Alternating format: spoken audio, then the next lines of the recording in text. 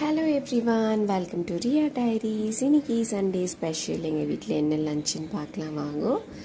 இன்றைக்கி வந்து coconut milk rice and then mutton keema ball கறி ரெடி ஆகிட்டுருக்கு. மட்டன் கீமா பால் கறி வந்து எப்போவுமே கொஞ்சம் திக்காக தான் இருக்கணும், ரொம்ப தண்ணியாக இருக்கக்கூடாது. நான் இப்போ தான் போட்டேன், இது ஒரு 10 மினிட்ஸ் கொஞ்சம் வேகணும். இன்றைக்கி சண்டே ஸ்பெஷல் லன்ச் வந்து இவ்வளோதான்.